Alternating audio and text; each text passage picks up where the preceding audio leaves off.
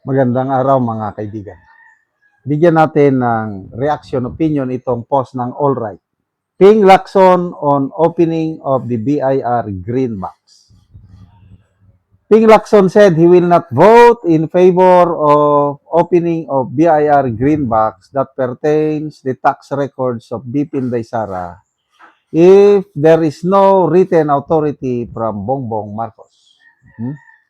So, ito yung kanyang eksaktong pahayag. Kung pilit i-unseal without written authority of the President, I will vote against it. That will be my personal vote na gagawin. Kasi ayokong masisi balang araw na part ako na nang violate ng batas. Okay to ah. Kasi patapos na ang kanyang karir.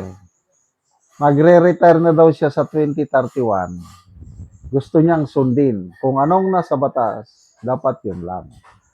Kaya, controversial yung BIR box na yan talaga. Gustong-gusto ng Team Luistro na ma-open. So, doon sa House Committee of Justice Proceedings, hindi na open dahil bawal sa batas eh. Bawal sa batas. Pwede lang i-open yun kung may utos ang korte. At kung i-open man, kahit may utos ng korte, dapat sa executive session, hindi isa sa publiko. Ang makakakita lang kung anong laman ay ang judges, impeachment court, of course, nandyan ang defense at prosecution. Ganon ang batas. So, ang tanong dito is, bakit? Autorisado ba ang Pangulo na mag-order na sa BIR na i-open? Ni-research ko po ang batas, yung parang National Internal Revenue Act, something like that. Yes. The only exception is, kasi korte lang ang makapag-open. Yan, korte. Kung walang utos ng korte, pwede ang presidente na ma-open yung box na yon. Kasi yun ang nakasaad sa batas. So, ang tanong, bakit si Senator Lacson nahihintayin pa niya ang utos ng presidente? Pwede naman yung korte, impeachment court. Pwede naman nabutuhan nila. At kung majority ang nagsabi, sample, 13 ang nagsabi na i-open, di open na yun. Bakit sabi niya na kung walang written authority ang Pangulo, he will vote against it? Lumalabas, playing safe. Di ba ganun? Dapat may sarili siyang Huwag niya nang isama ang presidente kasi bahala na rin ang presidente kung mag-authorize siya o hindi. Kailang dapat sila na mga senator judges, may sarili silang decision kung i-open o hindi. Sabi niya, huwag i-open dahil bawal sa batas. Kailang huwag na siyang maghintay sa Pangulo. So parang playing safe ang nangyayari kay Senator Lacson. Kasi nga, again, patapos na ang kanyang serbisyo sa politika. He wants to retire in a good image. Kailang, I don't know nasasayangan ako sa kanya. Dahil, pwede. Dito sa impeachment court, maganda ang kanyang performance. Pwede yun. Kailang, how about yung performance niya as BRC chairman? Maganda ba yung performance niya? Nako, sa tingin ko, hindi. Kanina may nabasa akong post ni Congressman Edgar Erese. Sabi niya, it's very clear. Lacson is doing a cover-up sa flood control scam investigation dahil hindi niya pinatawag yung mga Bersamin, hindi niya pinatawag ang mga si Amina Pangandaman. So, Yun ang nakikita ko ang opinion ng nakakarami sa taong bayan is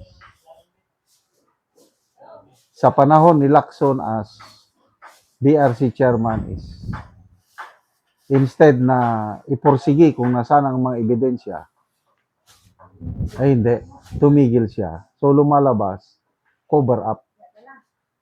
Okay, balik tayo dito sa BIR box. Granting, ma-open.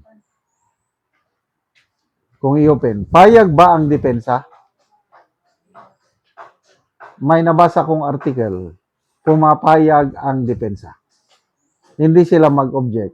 Basta lang, sundin nila yung batas. Example, nag-authorize ang presidente na i-open. O, i-open na. Pwede. No problem sa defense lawyers ni BP Sara. Basta lang, ang sundin ang nakasaad sa batas na huwag i-live stream yung pag-open. Yung deliberation tungkol sa tax records, dapat executive session. Bakit ganon? To privacy nga eh. Para hindi matakot ang mga depositors sa bangko o basta pagdating sa mga hindi matakot. So anong ibig sabihin nito? Sa tingin ko, walang itinatago ang kampo ni BP Sara o si BP Sara mismo. Hindi siya takot na ma-open ang kanyang mga tax records kasama ang kanyang husband. Yan ang tingin ko. Nagsalita na nga siya eh. Kung mapatunayan ninyo, sabi niya, na may ill-gotten wealth ako, magre-resign ako kagad. Ganon siya ka determinado na transparent. Wala siyang itinatago. Kaya nga willing siyang mag-resign.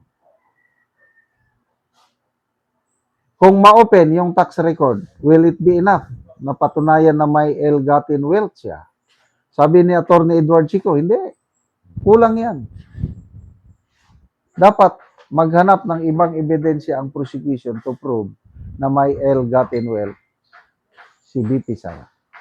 Salamat mga kaibigan sa inyong pagsubaybay sa channel nito. Nakakatulong kayo ng malaki sa tribong talanding ng Bukidnon dahil ang income natin sa channel na ito is pantulong po sa tribo. Namimigay tayo ng libreng yero at pako para makapagpatayo naman sila ng mas maayos na tirahan. Panoorin niyo ang video na ito. Karon na anak ko diri sa gipatindog nga balay ni Kuya Algin Hanyagan. Sumuna ni ang gipatindog nga balay sa barangay Masimag. Sumuna ni ang iyang pag-atupan karon. Sumuna ni ang yero nga gitabang sa iyaha nga iyang makaatop karon.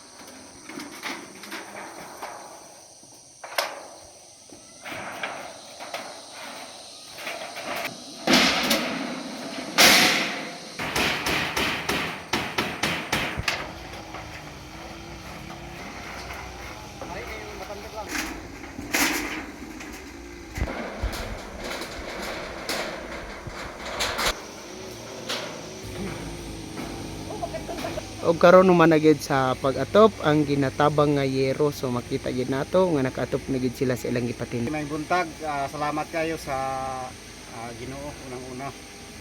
Kay siya ang naghatag sa tanang butang. Salamat kayo Dios sa imong gihatag nga kuan tao nga imong gipialan para makatabang sa mga pagpatindog sa among mga balay. Tagaan mi og napulo kasi. Salamat guys sa nag-donate and more power. And God bless patabangan kay dagan pananginan na. So din lang Hanyagan family. Salamat kayo kuya. ako'y mga isuon gani nga kapag inalan og sinjapon para makapatindog og balay.